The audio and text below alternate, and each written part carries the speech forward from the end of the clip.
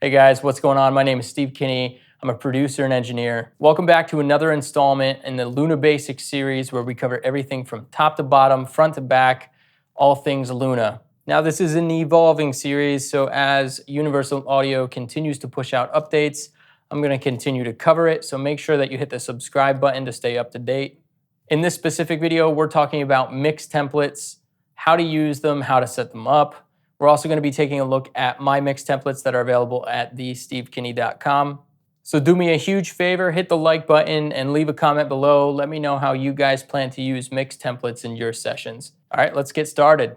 Okay, so I must admit I did wait a little bit longer than I thought I would making this video. And the reason for that is that I really wanted to take my time and think about what I wanted out of a template for myself rather than just jumping in and just creating a random mix template. And what I learned in that process is that templates are a fantastic way to save you time on the front side if you have very specific go-to routing settings. I wouldn't be reaching for this all the time, but it's certainly a great way to get going. And we will walk through one of my templates just a little bit later in the video. If you're impatient, go ahead and skip ahead. But first, let's talk about the interface and how you'd go about loading up a template. So when you're first greeted with the create page in Luna, just underneath where you'd give your project a name, you're gonna see where it says start from, and of course, you're gonna choose template. Just click it, and I've created Neve tracking templates and an API tracking template. We'll go ahead and roll with the API. We're gonna hit choose template. From here, of course, you're gonna wanna name your project, find the tempo, and make sure that you choose the proper location to save your project. And then from there, hit create. So let's go ahead and create this project. Let's give it a name, testing 1, 2, 3. Hit create. Now, if you don't have any templates available just yet, just head over to thestevekinney.com. I've just launched my mix templates. They're available now. Alternatively, if you have a project that you really enjoy, you could create a template from that, and I'll show you how to do that in just a second. So now that we've got our template up and running, we're ready to go here. I can just arm one of my tracks and go from there. Start building out my session, start my tracking. If I needed an additional track, of course, I just add a track. If I need another bus, of course, I just add another bus. A lot of the legwork is already done. For example, I like to have one of the RMX 16s on my snare. So on my snare track here, you can see I've got the RMX 16 already routed and pre-configured for that. So saves me a lot of time there. I've got my bass and my drum set all routed to my, my rhythm bus.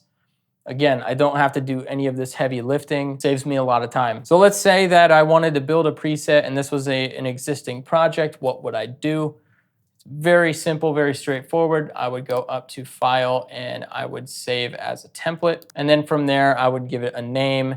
I could add some mix notes to it. Now, it does also allow you to save the audio with your project template. If I was working with a lot of samples, maybe I have something that I want to include in that, that could probably be pretty cool. So now we're going to close this out. I'm not going to save this template. So, okay, let's say that you found your favorite producer or your favorite engineer and you want to import their mix template, or maybe you have a best friend who's really proficient in Luna and you want to use their mix template. Where do you put the mix templates, or vice versa? Maybe you want to share a mix template with someone. Where do you go? Where do you find that? So what you're going to want to do is navigate to your Macintosh HD. So we're going to hit go here, and we're going to go to enclosing folder, just so we can see the entire path. So again, that's Macintosh HD, users, your home folder. Then you're going to want to go to documents, then go to presets. And then finally, you'll find it in the session folder. A simpler way to do that is just go to documents, wherever you store your documents, and then find the Universal Audio folder, presets and sessions. Pretty straightforward. And then from there, you can simply copy and paste them anywhere that you'd like. If you need to import the mix template files, all you're going to want to do is just paste it right to this folder location. And then next time that you open up Luna, you should be able to load a template. All right, so as promised, let's take a deeper look at my mix template, how I use it, how I have it set up. So I've got the final output, and we're just going to go from left to right here. So the final output is what your export is going to see. And then your master bus is directly routed to that final output. And as you can see, it corresponds there. Then off the master bus, I have two sends. I have one sending to a SonarWorks instance for my monitors, and then I have one set up so that it goes to a headphone send as well. Now, if you pick up my mix template, you're just going to want to make sure that your headphone sees this instance of SonarWorks. Just make sure that you configure that, and vice versa for the Sonar monitors. Just make sure that that's seeing that properly. And then you're also going to want to make sure that you mute that.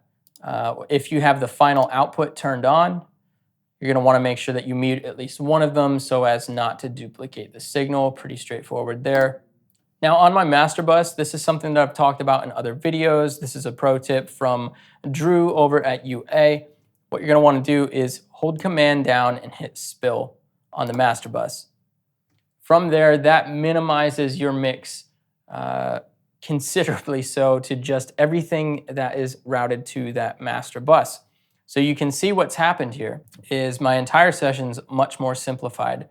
So you can see that in this entire mix template, I have a rhythm bus. And what is my rhythm bus comprised of? I'm going to hold down Command and hit spill. And now I can see everything related to the rhythm bus. I've got my kick, my snare. On my snare, I'm sending out to this RMX16. I've got a bass track. Off my bass track, I've got some sort of a bass reverb, it's kind of giving some width to the bass. You can play around with that. You can mute it. You can add more of it. However you want to do it, it's already set up, ready to go. Taking a look at the vocals, pretty straightforward setup for the vocals. My lead vocals is sending to a nice verb and then a simple digital delay. These are just starting points, so it's not like this is exactly what I use every time. This is just a standard go-to that I like to employ, which is exactly why it's on my mix template. Taking a look even further across all of the different channels, I've got Neve mic pre's across the board or API mic pre's across the board. I've also made sure to throw some instances of some very basic compression, some very basic bus compression. And then finally, I've made sure that with proper gain staging, all of the buses are kind of hitting this harmonic sweet spot. So you can be sure that if you're picking this up and you're setting your levels, you're not going to be slamming these buses in a negative manner. It's going to sound nice and sweet, nice and rich. So pretty cool. And again, routing is pre-configured. So if you want to track into the lead Vox channel, that's already pre-routed to everything, which is pretty cool, pretty handy. Both templates are available now at thestevekinney.com. Go check them out. Since I started doing tracking with these new templates, I've really enjoyed them. I particularly like the way that the SonarWorks allows me to work independently of my inputs and outputs. And of course, I've saved a ton of time with the pre-existing routing. All I have to do really is just swap out a plugin or two here and there, and that saves me a heap of time. If you found this video helpful in the slightest, please be sure to hit the like button, leave a comment below, let me know what you liked about the video, and subscribe to the channel for more. Until then, guys, we'll see you on the next video.